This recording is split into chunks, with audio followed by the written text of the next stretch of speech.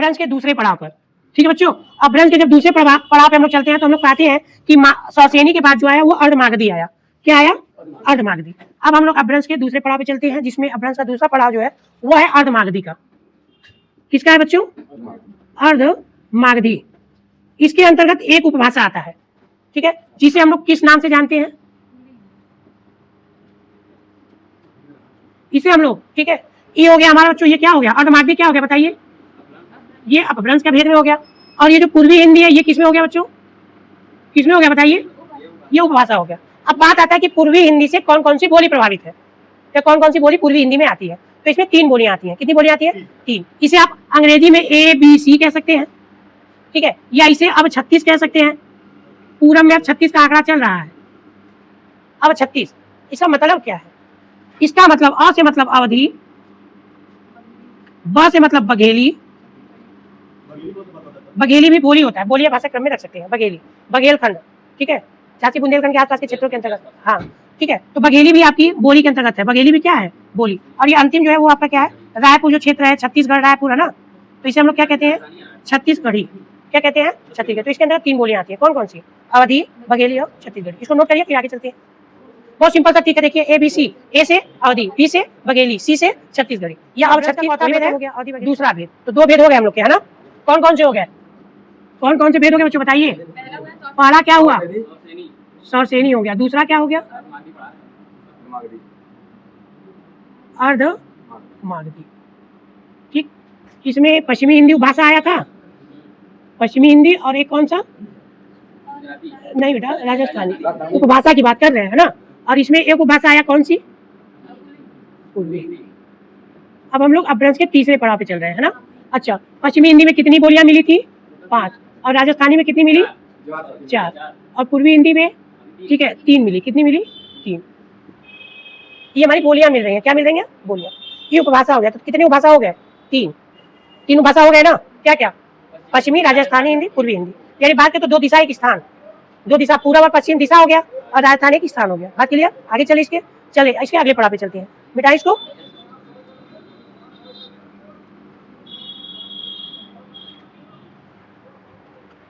अब हम लोग आते हैं इसके तीसरे पड़ाव पे, यानी अपभ्रंश के तीसरे भेद पे। तो तीसरे भेद के अंतर्गत हम लोग देखते हैं मागधी। क्या देखते हैं बच्चों? मागधी। ठीक, अब बात आता है, ये मागधी क्या है बच्चों? मागधी क्या है? ये अपभ्रंश का क्या है? भेद है। मागधी क्या है? ये अपभ्रंश है। ठीक, तो मागधी के अंतर्गत कौन कौन सी बोली या उपभाषा आती है? ये प्रश्न आपके एग्जाम में आता है। तो इसका एक ट्रिक होता है, मगध के बिहारी। इसका ट्रिक है बच्चों, मगध के बिहारी उड़त बाटन आसमान में। मगध के बिहारी उड़द बाटन कहाँ? आसमान में। ये मागधी का ट्रिक है। इसका मतलब क्या? आइए समझते हैं। ठीक, हाँ, मागधी अपभ्रंश के अंतर्गत कौन कौन सी बोली या उपभाषाएं आती हैं, इसको याद करने का ट्रिक आपका ये है कि मगध के बिहारी उड़द बाटन आसमान में। अगर ठीक है तो इसके अंदर कौन कौन सी बोली उपभाषा आती है वो याद हो जाएगा। अब कौन कौन सी होती है वो देखते हैं। मागधी का मतलब आपको समझ गया होगा कि मागधी हमारा क्या है? अपभ्रंश का क्या है? भेद है। इसके अंदर जो बोली आती है या भाषा आती है उसे हम लोग क्या क्या कहते हैं वो देखिए। ये बिहारी, उड़द से हो गया उड़िया, उड़द से क्या हो गया? बाटन से हो गया बांग्ला, ठीक है, और आसमान से हो गया असमिया। क्या हो गया बच्चों? असमिया। बात समझ है कि नहीं? बिहारी से आपका बिहारी हिंदी, उड़िया हिंदी, बांग्ला हिंदी और असमिया हिंदी। तो ये हो गया। और इन चारों में एक को उपभाषा में रखा गया। उपभाषा में किसे रखा गया बच्चों बताइए? बिहारी को। उपभाषा के क्रम में किसे रखा गया? बिहारी को। ठीक, अब यहाँ पे बात करें, पूरे उड़ीसा में क्या बोली जाती है? उड़िया बोली जाती है। हाँ, पूरे उड़ीसा प्रांत में, उड़ीसा राज्य में आपको क्या बोलने को मिलेगा? उड़िया। अगर आप पश्चिम बंगाल या कोलकाता में जाएंगे तो वहाँ की उपभाषा बोली दोनों क्या है? बांग्ला है। और यदि आप जो है असमिया में जाते हैं, असम में जाते हैं, कहाँ जाते हैं? असम राज्य में, तो पूरे असम प्रांत में क्या बोली जाएगी? असमिया। तो इन तीनों को उपभाषा के क्रम में नहीं रखा गया, क्योंकि पूरे प्रांत की, पूरे राज्य की बोली और भाषा दोनों उड़िया, बांग्ला, असमिया, इसलिए। जबकि बिहार के अंतर्गत कुछ बोलियां आती हैं। ठीक है, अब बिहार में कौन कौन सी आती है वो देख लेते हैं। तो इसके अंतर्गत आपकी आती है भोजपुरी। क्या आती है बच्चों? भोजपुरी। भोजपुरी के अलावा क्या आता है? मैथिली। और मैथिली के अलावा क्या आता है? मगही। हाँ बच्चों, भोजपुरी, मैथिली और मगही, ये तीनों आपकी बोलियां आती हैं। क्या था, महंगाई अपने आप में खुद ही बोली है, तो आप विश्वास करेंगे। अब जैसे अगर मान लीजिए ये देखिए मैं कह रहा हूँ, इधर देखिए ये हिंदी में काल है, क्या है काल, ठीक। इसे अंग्रेजी में हम क्या कहते हैं, और संस्कृत में इसे हम लोग क्या कहते हैं, क्या कहते हैं, लकार। और इसे हम लोग उर्दू में ये कहते हैं। अभी हमको क्या कहते हैं ये नहीं पता जो हमको, ठीक है, उर्दू में ये लिख दिया कि ये जो है काल लिखा हुआ है। अगर इसका आपको संज्ञान नहीं तो कुछ लिखूंगा तो आप विश्वास करेंगे ना, मुझे भी नहीं पता कि ये क्या लिखा गया है, मैं बस कचा दिया। तो जो आप नहीं जानेंगे उसे संज्ञान कराना हो तो कुछ लिख दीजिए।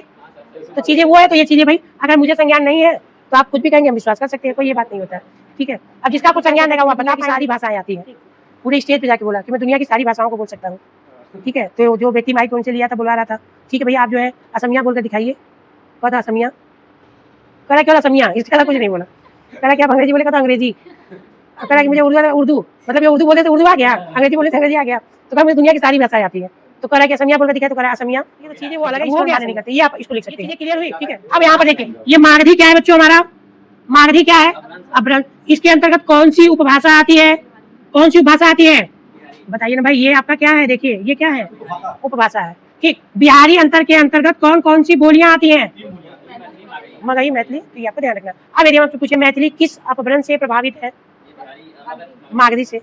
मगही जो है किस अपभ्रंश से प्रभावित है, ऐसे बताएंगे, बात क्लियर होगा। चले इसके अगले पड़ाव पे, बिल्कुल मैथिली बोली है, बोली भाषा है, ठीक है। मैथिल कवि किसे कहा गया, मतलब मैथिल कवि, मैथिल कोकिल। एक प्रश्न पूछता है कि मैथिल विद्यापति को, विद्यापति को मैथिल कोकिल। अब हम लोग यहाँ पे आ गए मागधी में, ठीक है बच्चों।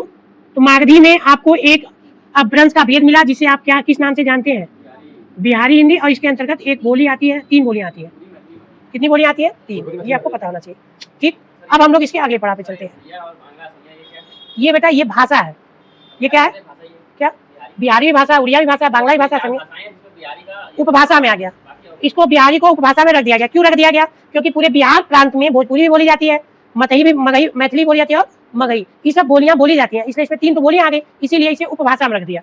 जबकि आप उड़ीसा राज्य में जाइएगा आपको केवल उड़िया सुनने को मिलेगा, पश्चिम बंगाल कोलकाता में जाइएगा तो बांग्ला केवल मिलेगा, ठीक है। और यदि असम में जाएंगे तो असमिया मिलेगा, इसीलिए इन्हें उपभाषा में नहीं रखा। क्या क्यों नहीं, वो आपके काम आएंगे, आते हैं, बिल्कुल आते हैं। आगे चले, अब हम लोग अपभ्रंश के अगले पड़ाव पे चलते हैं, ठीक। मिटाई इसको, अगले पड़ाव पे चलते हैं। तो इसके बाद एक आता है बच्चों खस। कौन सा अपभ्रंश आता है, खस। ये खस क्या है बच्चों, ये अपभ्रंश का भेद है ना बच्चों। इसके अंतर्गत एक हिंदी आती है जिसे आप नाम से जानते हैं, कौन सी हिंदी, पहाड़ी, ठीक। पहाड़ी हिंदी को किस में रख दिया गया बच्चों, उपभाषा में, ठीक। तो यहाँ पे खस अपभ्रंश हो गया और ये हो गया हमारा पहाड़ी। इसमें 2 बोलियां आती है, ठीक है। इसमें आता है कुमाऊनी, कुमाऊनी और गढ़वाली। पहाड़ी क्षेत्रों की बोलियों को कुमाऊनी और गढ़वाली के नाम से जानते हैं। तो ये आपकी 2 भाषाएं आती हैं, 2 बोलियां आती हैं, कुमाऊनी और गढ़वाली। ये आपकी क्या है बच्चों, ये क्या है, बोली। कुमाऊनी और गढ़वाली ये बोली है, पहाड़ी हिंदी उपभाषा है, खस जो है क्या है, अपभ्रंश है, ठीक। और मैंने शुरुआत में आपको बताया था बच्चों खस भी प्रभावित है किससे, हाँ बेटा, प्रभावित किससे है, सौरसेनी से। और यदि विकल्प में खस न दिया हो तो पहाड़ी हिंदी को भी सौरसेनी अपभ्रंश में रख सकते हैं और इनकी बोलियों को भी आप सौरसेनी में रख सकते हैं। लेकिन यदि विकल्प में खस दिया है और सौरसेनी भी दिया है तो आप इन दोनों बोलियों को किस में रखेंगे, खस में ही रखेंगे, तो वहाँ सौरसेनी में नहीं भेजेंगे। विकल्प में यदि नहीं है वो अलग बात है कि आप इन्हें सौरसेनी में भेज सकते हैं, क्योंकि खस जो है ये प्रभावित किससे है, सौरसेनी अपभ्रंश से, ये ध्यान रखिएगा। और यदि विकल्प में खस और सौरसेनी दोनों दिया हो तो आप खस को ही वरीयता देंगे, न कि सौरसेनी को, ये ध्यान रखिएगा, ठीक है। ये बहुत इंपॉर्टेंट प्रश्न है, ठीक। इसके बाद हम लोग आते हैं अगले पे, जिसे हम लोग कहते हैं पैसाची। पहले इसको देख लेते हैं, पैसाची अपभ्रंश, ठीक। पैसाची के अंतर्गत एक भाषा प्रभावित है, क्या है, पंजाबी, ठीक। पंजाबी के अंतर्गत एक लहंदा बोली आती है, क्या आती है, लहंदा, ठीक। इसके बाद अगले अपभ्रंश की बात करें तो ब्रांचर आता है, क्या आता है, ब्रांचर। इसके अंतर्गत एक बोली आती है, एक उपभाषा आती है जिसे हम लोग कहते हैं सिंधी। ये बेटा आपकी पंजाबी जो है उपभाषा में, केवल ये भाषा में है क्योंकि पूरे पंजाब में ये इसी के अंतर्गत बोली एक है, तो बोली क्रम में इसको रख सकते हैं। पंजाबी के अंतर्गत लहंदा, ठीक है, लहंदा होता है ना, तो लहंदा जो पंजाबी के अंतर्गत एक बोली है। लेकिन पूरे पंजाब में क्या बोली जाती है, पूरे सिंध ब्रांचड़, पूरे सिंध में क्या बोली जाती है? सिंधी। और एक अंतिम जो अपभ्रंश लिखे थे आप महाराष्ट्र, महाराष्ट्री। तो महाराष्ट्री के अंतर्गत क्या आती है बच्चों? महाराष्ट्री के अंतर्गत क्या आती है? मराठी। तो ये अपभ्रंश है, ये क्या है? अपभ्रंश। और ये भाषा है, ये क्या है? भाषा। ठीक। ये पैसाची क्या है? अपभ्रंश है। और पंजाबी क्या है? भाषा है। ठीक है। ब्रांचर क्या है? ये अपभ्रंश है। और सिंधी हमारी क्या है बच्चों? भाषा है। तो इन्हें उपभाषा में नहीं रखा गया है, क्योंकि पूरे सिंध में सिंधी, पूरे पंजाब में पंजाबी, पूरे महाराष्ट्र में मराठी। तो इन्हें उपभाषा में, तो उपभाषाओं की संख्या 5 है। कितनी है? 5। तो पांचों भाषा का नाम आपके सामने है। देखिए, ये 1, ये 2, ये 3, ये 4 और ये 5। ठीक। और कहते हैं दो दिशा, दो राज्य और एक स्थान मिलकर के उपभाषा का निर्माण करते हैं। दो दिशा क्या बच्चों? दो दिशा कौन कौन सी? पूर्व यानी पूर्वी हिंदी और पश्चिमी हिंदी। दो दिशा, दो राज्य,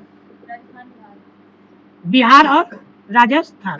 बात समझ आएगी नहीं? इसका मतलब दो दिशा, दो राज्य, तो दो दिशा पूर्वी और पश्चिमी हिंदी, दो राज्य बिहार और राजस्थान, बिहार और राजस्थान। बात समझ आएगी नहीं? और इसके बाद एक स्थान, एक स्थान क्या? पहाड़। यही 5 ठो हमारी उपभाषा है। अपभ्रंश का मतलब बताया बेटा, अप मतलब अपने से, भ्रंश मतलब बिगड़ा हुआ, वह भाषा जो अपने से बिगड़ा हुआ हो। ठीक है। यानी यूं कह सकते हैं कि संस्कृत, पाली, प्राकृत से जो बिगड़ते परिवर्तित होते हुए अपभ्रंश में तब्दील हुआ और अपभ्रंश हमारी हिंदी आई। ठीक है। अब जैसे खटवा, खटवा अपभ्रंश शब्द है। ठीक है। खटवा मतलब खाट होता है बिटिया। खटवा माने क्या होता है? खाट होता है। ठीक है। अच्छा, मच्छिका, मच्छिका माने मक्खी होता है। मृक्षण, इसका मक्खन होता है। तो ये जो होता है इसे हम लोग तत्सम कहते हैं। क्या कहते हैं? तत्सम। और इसे हम लोग क्या कहते हैं? तद्भव। हाँ, तो इसी के हम लोग आगे पढ़ेंगे सद विचार में, तो देखा जाएगा ना उत्पत्ति के इतिहास में शब्दों का जो वर्गीकरण आता है, तो देखा जाएगा। आप सोचो, यहाँ मच्छर रहता है आपस में, तो आप बच्चे जो है अच्छा ही लग रहा है, लेकिन मच्छर का क्या है? अच्छा, मच्छर का जो होता है वो होता है मशक। मशक माने क्या होता है? अंग्रेजी मॉस्किटो, अंग्रेजी मॉस्किटो कहते हैं ना। हाँ, तो वो मूसक माने चूहा होता है। चूहा जो शब्द है वो मूसक के लिए। अच्छा, बिलार माने क्या होता है? बिलार मतलब क्या होता है? बिल्ली होती है। बिल्ली, बिलार देशज शब्द है। बिलार किसमें आ जाएगा? देशज में। उसे और परिवर्तित करके यदि आप बोल रहे हो, अब जैसे खाद जो है ये तत्व है, मतलब हिंदी का शब्द है। ठीक है। खटिया का हुआ खटिया, तो देशज में होगा। ठीक, कोई बात नहीं, तत्सम तद्भव देखा जाएगा, बात अभी उसकी नहीं हो रही है। अपभ्रंश मतलब जो अपने से बिगड़ा हुआ, तो उसी को स्वरूप आपको कहते हैं। नोट कर लीजिए, ये हो गया। थोड़ा सा अगला पॉइंट नोट करेंगे आप लोग। 28 और 22 बोलियों का क्रम देख लेते हैं कि कौन कौन सी 22 भाषा है। ठीक है। और इसके बाद कौन कौन सी बोली है। ठीक, आपको बता दें हमारे भारतीय संविधान में अनुच्छेद 343 से लेकर 351 तक, कहाँ से कहाँ तक? ठीक है। फिलहाल 351 तक की बात करें तो हिंदी में भाषा संबंधित प्रावधान दिए गए हैं। ठीक है। आपसे पूछ सकता है कि हिंदी भाषा संबंधित प्रावधान भारतीय संविधान के किस अनुच्छेद से किस अनुच्छेद तक दिए गए हैं? तो आप कह सकते हैं कि भारतीय संविधान के, ठीक है, अनुच्छेद 343 से लेकर 351 तक भाषा संबंधित प्रावधान। देखिए, एक होता है राजभाषा और एक होता है राष्ट्रभाषा। इन दोनों में अंतर है। जो पूरे राष्ट्र में, देश में, प्रांत में, मतलब पूरे भारत देश में बोली जाती है, उसको क्या रखेंगे? जैसे अमेरिका की बात करें तो अमेरिका की राष्ट्रभाषा, राजभाषा, मातृभाषा सब तीनों हिंदी है और अंग्रेजी है। क्या है? अंग्रेजी। लेकिन अपने भारत देश की कोई भी ये नहीं है। ठीक है। हमारे देश में कुल 28-29 राज्य है, हर जगह अलग अलग जो है राजभाषाओं का प्रयोग होता है। और राजभाषा मतलब जो सरकारी काम काजों, कार्यालयों, ऑफिसों, इन सब में जो प्रयोग होता है उसी को क्या कहते हैं? जैसे हमारे यहाँ यूपी की बात करें तो हमारे यहाँ यूपी में जितने कार्यालय, ऑफिस वर्क है, वो आपकी हिंदी का प्रयोग करते हैं। क्या कहते हैं? हिंदी। बात समझे नहीं? अभी आप जाएंगे इलाहाबाद, महाराष्ट्र में जाएंगे तो मराठी बोलियों का प्रयोग होगा, वहाँ मराठी भाषा का, इसलिए कोई, तो अभी इस पर हम लोग चर्चा करेंगे। फिलहाल आपको 22 भाषाएं और 18 बोलियों का समावेश होगा। हाँ, भाषा, जो 22 भाषा है वो कौन कौन सी है? संस्कृत, मैथिली, मराठी, संस्कृत, मैथिली, मराठी, नेपाली, पंजाबी, कौन कौन सी हुई बताइएगा? संस्कृत, मैथिली, मराठी, ठीक है, नेपाली और पंजाबी। इसका संथाली, संथाली, संथाली भी भाषा है। हो गया। मलयालम, मणिपुरी, असमिया, असमिया, असमिया, उड़िया, उड़िया को कहीं कहीं ओडिया भी दिखने को मिल सकता है आप लोगों को। क्या मिल सकता है? ओडिया, यानी उड़िया लिखेंगे। गुजराती, कश्मीरी, कन्नड़, डोंगरी, डोंगरी, कोंकणी, तमिल, बांग्ला, सिंधी, उर्दू, बोडो, बोडो बाद में जोड़ा गया है बच्चों। पहले हमारे यहाँ 14 भाषाएं थी, ठीक है, फिर इस क्रम में जो है कुछ भाषाएं जुड़ी, फिर अभी इस पे हम लोग संवैधानिक स्थिति में करेंगे। बोडो का क्षेत्र अभी संज्ञान मुझे अभी नहीं, हम बात बता देंगे। तेलुगु, ठीक है, आगे और आप लोग इसमें एक भाषा छोड़े हो, आप बताइए अभी तक इसमें क्या छोड़े हैं? नहीं, कन्नौजी तो भाषा है नहीं बेटा। हाँ, इसीलिए मैं हिंदी को भी छोड़ा हुआ था। क्या बचा हुआ है? नहीं, बस हिंदी लिख लीजिए, बस हो गया, 22 दिन है, काउंट करिए क्या छोड़ दिए। संस्कृत, आज के लिए इतना ही।